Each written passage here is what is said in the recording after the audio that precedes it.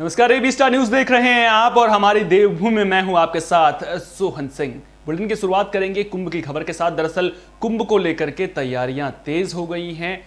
सरकार का लक्ष्य ये है कि इस बार कोरोना ना फैले, इसको लेकर के तैयारियां भी परवान चढ़ती हुई नजर आ रही हैं। कुंभ मेला 2021 के पावन पर्व शाही स्नान के दौरान तीर्थ नगरी हरिद्वार में देश दुनिया से आने वाले तीर्थयात्रियों श्रद्धालु पर राज्य सरकार द्वारा एसओपी जारी होने के बाद संयुक्त व्यापारी मोर्चा ने कैबिनेट मंत्री हरक सिंह रावत को अपना एक सूत्रीय मांग पत्र सौंपा है। कैबिनेट मंत्री ने कहा कि उत्तराखंड सरकार द्वारा कुंभ मेला 2021 के आयोजन में सख्ती करने का उद्देश्य ये है कि अन्य राज्यों से आने वाले तीर्थयात्रियों की वजह से कुंभ मेला यात्रा के दौरान कोरोना महामारी विकराल रूप न ले। इसलिए सरकार द्वारा कैबिनेट की बैठकों में चर्चा की जा चुकी है। प्राथमिकता के आधार पर कुंभ मेला 2021 के आयोजन में तीर्थयात्री भी आएं और धर्मनगरी हरिद्वार का समस्त व्यापार संचालित हो, इसके लिए प्राथमिकता के आधार पर सरकार की ओर से निर्णय लिए जाएंगे। लघु व्यापारी एसोसिएशन के प्रदेश अध्यक्ष संजय चोपड़ा ने कहा कि व्यापारी प्रदेश के आर्थिक विकास की रीढ़ की हड्डी हैं और हरिद्वार का व्यापारी तो कोरोना में भी अपने दुख को भूलकर लोगों की सहायता करता है। अब व्यापारी की कमर टूट गई है। 2019 अक्टूबर से ही अब तक हरिद्वार की दुकानों के ताले नहीं खुले हैं। व्यापारी कुंभ मेला और सरकार की ओर से आशा भरी नजरों से देख रहा है। ऐसे में एसओपी में लचीलापन लाया जाना बेहद जरूरी है। तो कुल मिलाकर हरिद्वार में कुंभ की तैयारियां तेज होती हुई नजर आ रही हैं और एसओपी में लचीलेपन की मांग जरूर व्यापारी संगठन कर रहा है, लेकिन सरकार को इस दौरान ये ध्यान रखना भी जरूरी है कि कोरोना इस दौरान ना फैले, क्योंकि हरिद्वार में कुंभ को लेकर के देश विदेश से बड़ी संख्या में श्रद्धालु पहुंचते हैं। लिहाजा सख्ती बरती जानी भी बेहद जरूरी है। सख्ताई की गई है और सख्ताई सरकार के द्वारा इस चीज़ को ध्यान में रख के की गई है कि अगर बहुत बड़ी भीड़ होती है और उससे महामारी फैलने का अगर डर हो सकता है, तो इसलिए सरकार के स्तर पर थोड़ा सा सख्ताई की गई है कि जिससे कि यात्रा तो लोग यात्री भी आए लेकिन वो एक व्यवस्थित रूप से यात्रा चले। ये जो एसओपी है उसमें सरलीकरण होना चाहिए और साथ ही तीर्थयात्री किस प्रकार से कोरोना से बचाव के जो संसाधन हैं उसके लिए हमारे जागरूकता के अभियान हैं वो जारी रहने चाहिए। और इसी के साथ जो हमारे हरिद्वार का व्यापार है, चाहे वो उसमें व्यापारी है, चाहे ऑटो रिक्शा वाला है, चाहे विक्रम वाला है, चाहे टैक्सी वाला है, चाहे हमारा ट्रेवल्स वाला है और चाहे हमारा ट्रांसपोर्टर है। एक और सरकार कुंभ के आयोजन को लेकर के तमाम तैयारियां करती हुई नजर आ रही है। आपको बता दें कि सरकार कुंभ के आयोजन के लिए करोड़ों रुपए खर्च कर रही है, लेकिन अब ऐसे में बड़ा सवाल यह उठता है कि क्या जो श्रद्धालु कुंभ में पहुंचेंगे उनको मूलभूत सुविधाएं मिल पाएंगी। दरअसल सरकार की तमाम कोशिशों के बाद भी गंगा घाट पर सुविधाएं नहीं मिल पा रही हैं। इस बार कुंभ स्नान समेत कई अन्य स्नान हर की पौड़ी के अलावा कोविड-19 को देखते हुए अन्य घाटों पर भी किए जाएंगे, जिसमें लाखों लोग गंगा में स्नान और तर्पण करते हैं। लेकिन प्रमुख घाटों पर इस बार भी श्रद्धालुओं की परेशानी देखने को मिलेगी। खासकर महिलाओं को घाटों पर ज़्यादा दिक्कतें होंगी। आपको बता दें कि सबसे ज़्यादा परेशानियां कपड़े बदलने में आएगी, क्योंकि घाटों पर चेंजिंग रूम ना के बराबर हैं।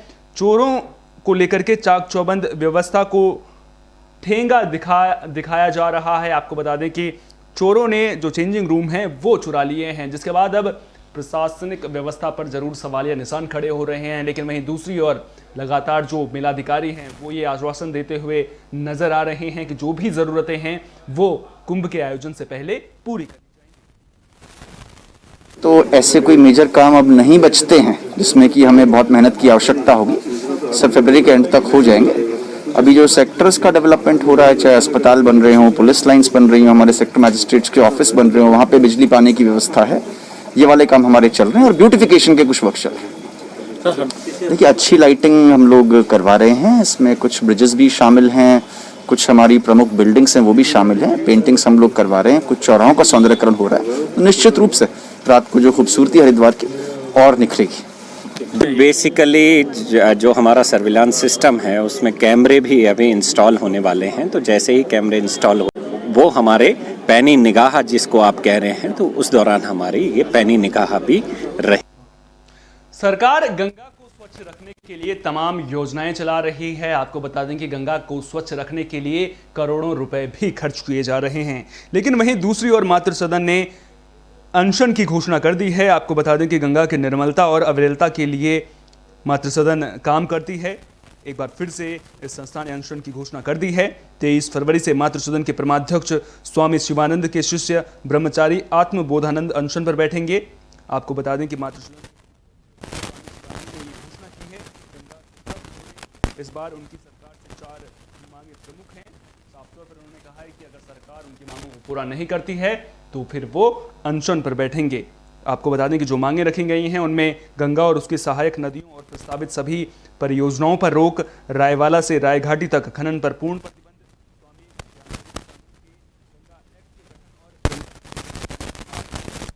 शामिल है। इसको लेकर के बाकायदा प्रधानमंत्री नरेंद्र मोदी को चिट्ठी भी लिखी गई है। आपको बता दें कि ब्रह्मचारी आत्मबोधानंद ने पहले 194 दिन का अनशन किया था और अब एक बार फिर से पर जो मातृ सदन है उसने अनशन की चेतावनी दे दी है।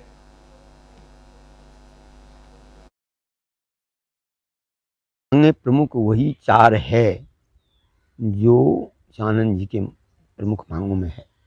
कल से अनशन शुरू हो जा रहा है सवेरे से।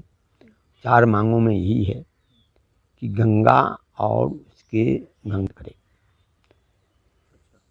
गंगा के लिए खनन की यहाँ तक बात है तो रायवाला से रायघाटी तक खनन पर पूर्ण प्रतिबंध हो। 5 किलोमीटर तक स्टोन केसर को हटाया जाए। तो इसी बात है, इसके लिए गंगा भक्त परिषद बने और उस परिषद को बनाने के लिए गंगा एक्ट बने। इन्हीं मांगों को लेकर के हमने प्रमुख। कोरोना काल के दौरान लोगों को खासी दिक्कतों का कोरोना काल के दौरान जब लॉकडाउन लगा था तो भला उस मंजर को कौन भूल सकता है। लोगों को वहीं कोरोना काल के दौरान अच्छा काम करने पर वन उपज रक्षक हरिश्चंद्र को सम्मानित किया गया है। कोरोना वॉलंटियर को उनके कोरोना काल में कर्तव्य निष्ठा से किए गए काम के लिए सम्मानित किया गया है। रामनगर वन निगम के चुनाखान वन निगम में तैनात वन उपज रक्षक हरिश्चंद्र बिष्ट को निदेशक कुमाऊं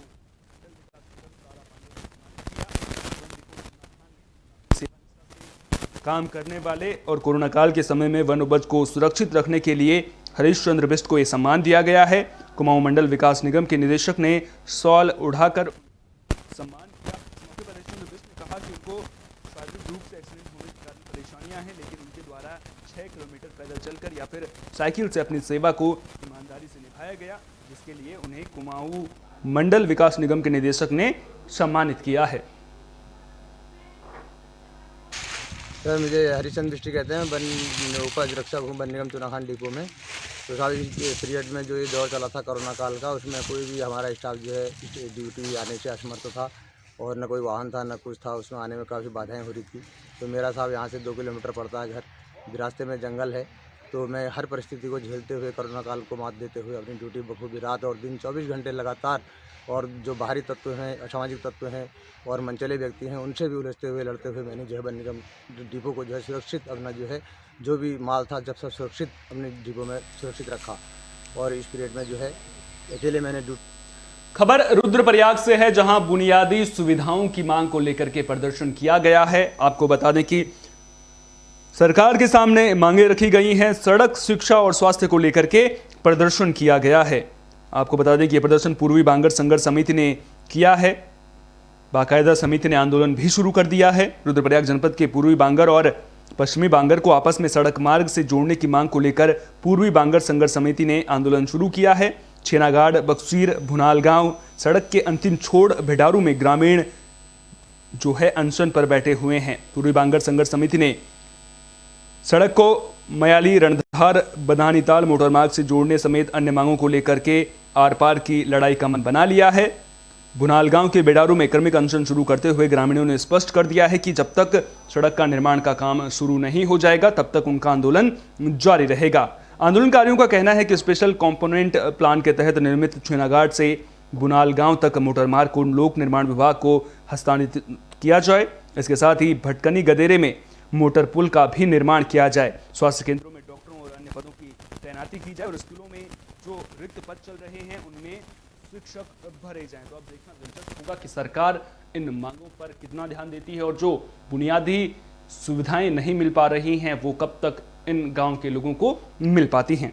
2 दशक से पूर्वी बांगर क्षेत्र के छिन्नगाड़ बक्सीर भुनालगांव मोटर मार्ग को पश्चिमी बांगर क्षेत्र के मयाली रणधार बधानी मोटर मार्ग से जोड़ने डामरीकरण कार्य प्रारंभ होना चाहिए। हमारे जो राजकीय इंटर कॉलेज घंगासू बांगर में शिक्षा की बदहाली है, उसमें जो रिक्त चल रहे अध्यापकों के पद हैं एलटी और प्रवक्ताओं के, उन्हें पूरित किया जाना चाहिए। और हमारे जो स्वास्थ्य केंद्र हैं इनमें जो कर्मचारियों के पद रिक्त चल रहे हैं इनको जल्दी से पूर्ण किया जाए। और विशेषतः जो हमारी मुख्य मांग ये है, ये सड़कों की है, डामरीकरण की और बदानी ताल से, और जो हमारा मोटर पुल है भड़करी नाम गदेरा में, उसका कार्य शीघ्र प्रारंभ हो। हम प्रधान भुनालगांव सिमरन बैरवा, मैं यहाँ पे कर्मिक अनशन में कल से बैठी थी और हमारी जो ये पूर्वी बांगर क्षेत्र की जो समस्याएं हैं, यहाँ भेड़ारू नामक तोक से और बदानी ताल से ये मोटर मार्ग विस्तारीकरण है, ये होना चाहिए। और भड़कनी गदेरा में जो ये पुल है वो रुड़की में 26 फरवरी को नगर निगम बोर्ड की बैठक होनी है। आपको बता दें कि इस बैठक में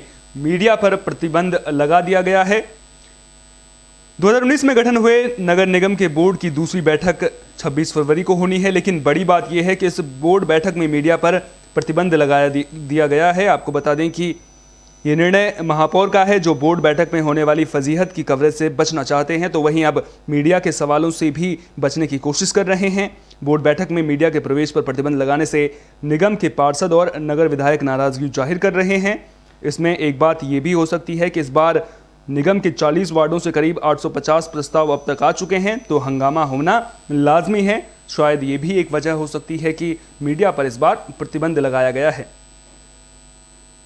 विधानसभा सत्र भी एक साल में 3 या 4 बार चलता है हमारा सत्र, तो मेरा मानना ये है कि एक तो बैठक जो है ये जल्दी होनी चाहिए, जिससे कि प्रस्तावों की एकदम भीड़ ना लगे और थोड़े थोड़े प्रस्ताव आते रहें, उन पर कार्य होते रहें और लोगों की नज़र भी रहे। फिर बोर्ड मीटिंग होगी, फिर प्रस्ताव देंगे, लेकिन ये तो 1 साल बाद हुई है बोर्ड मीटिंग, तो जो एक बार हमने प्रस्ताव दिए हैं अभी तो वही काम पूरी तरीके से नहीं हुए हैं। इसमें बहुत काम बाधित थे, लोगों ने कुछ ही काम दिए थे या 5-6 ऐसे काम दिए, वो पूरे हो चुके थे बोर्ड में, और इसके बाद 1 वर्ष के वजह से काम बाधित थे। इसके बाद आपने देखा कि अभी मेयर साहब ने कहा है कि इसमें खबर पौड़ी गढ़वाल से है, जहां पर एनएसयूआई ने प्रदर्शन की चेतावनी दी है। साफ तौर पर कहा है कि नौकरी दो या फिर डिग्री वापस लो।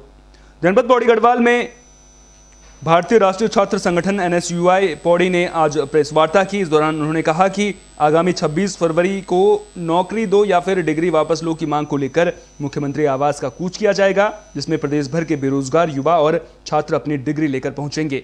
इस घेराव में उत्तराखंड कांग्रेस के प्रदेश प्रभारी श्री देवेंद्र यादव, एनएसयूआई के राष्ट्रीय अध्यक्ष नीरज कुंदन समेत बड़े लोग मौजूद रहेंगे। जिलाध्यक्ष ने बताया कि केंद्र सरकार ने युवाओं से हर साल 2 करोड़ रोजगार देने का वादा किया था, जिसे वो भूल चुके हैं। आज छात्र छात्राओं को महंगी शिक्षा लेने के बाद भी रोजगार नहीं मिल पा रहा है। बेरोजगारी दर अपने उच्चतम स्तर पर है। प्रतियोगी परीक्षाएं पहले तो समय से नहीं की जाती हैं और अगर होती भी हैं तो वे भ्रष्टाचार की भेंट चढ़ जाती हैं। तो अब बेरोजगारी के मुद्दे को लेकर के एनएसयूआई ने प्रदर्शन का मन बना लिया है। 26 फरवरी को मुख्यमंत्री आवास का घेराव करने जा रही है, जिसमें हजारों की संख्या में छात्र छात्राएं प्रतिभाग करेंगे। और मेरे खुद हमारे भी एक जिलाध्यक्ष होने के नाते पौड़ी जिला से कम 250 से 300 लोग उसमें प्रतिभाग करने वाले हैं, जिसमें हमारे राष्ट्रीय अध्यक्ष एनएसयूआई नीरज कुंदन जी, कांग्रेस प्रदेश प्रभारी देवेंद्र यादव जी, पीसीसी अध्यक्ष माननीय प्रीतम सिंह जी व कांग्रेस के बड़े नेता प्रतिभाग करेंगे। रामनगर से सड़क हादसे की खबर सामने आ रही है। आपको बता दें कि डंपर की चपेट में आने से एक मजदूर की मौत हो गई है। तो रामनगर में प्लाईवुड फैक्ट्री में मजदूरी करने वाले एक मजदूर की डंपर वाहन की चपेट में आने से मौत हो गई। घटना के बाद परिजनों में कोहराम मचा हुआ है। कोतवाल अब्दुल कलाम से मिली जानकारी के मुताबिक पापड़ी में स्थित एक फैक्ट्री में कालाढूंगी निवासी संजय कुमार काम करता था। सोमवार की शाम इस फैक्ट्री में एक डंपर वाहन जो उपखनिज से भरा हुआ था और वाहन फैक्ट्री में चालक द्वारा बैक करने के दौरान संजय इसकी चपेट में आ गया और इसी दौरान गंभीर रूप से घायल हो गया था, जिसे उपचार के लिए नगर के एक प्राइवेट अस्पताल लाया गया, जहां प्राथमिक उपचार के बाद उसकी हालत गंभीर होने पर चिकित्सकों ने उसे हायर सेंटर रेफर कर दिया। परिजन घायल संजय को उपचार के लिए काशीपुर अस्पताल ले जा रहे थे। इसी बीच रास्ते में उसकी मौत हो गई। घटना के बाद परिजनों में कोहराम मचा हुआ है। कोतवाल ने बताया कि शव को पोस्टमार्टम कराने के बाद परिजनों द्वारा तहरीर मिलने के बाद नियमानुसार कार्रवाई की जाएगी। जिसका नाम संजू शर्मा मट्टू राम है, जो काला डूंगी का रहने वाला है।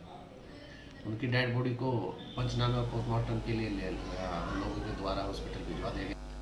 कोटद्वार से भी सड़क हादसे की खबर सामने आ रही है। आपको बता दें कि इस हादसे में 3 लोग गंभीर रूप से घायल हुए हैं। यह हादसा सुखराव पुल के पास हुआ। दरअसल कोटद्वार के बीएल रोड पर सुखराव पुल के पास मैजिक वाहन और ट्रक में जबरदस्त टक्कर हो गई थी, जिसमें मैजिक वाहन में सवार 3 लोग गंभीर रूप से घायल हो गए। एक घायल की स्थिति नाजुक बताई जा रही है। घायलों का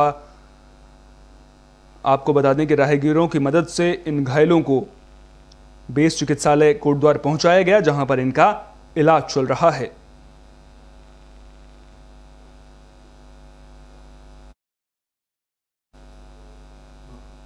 खबर काशीपुर से सामने आ रही है, जहां पर सड़क दुर्घटनाओं पर अंकुश लगाने के लिए एक नई पहल की गई है।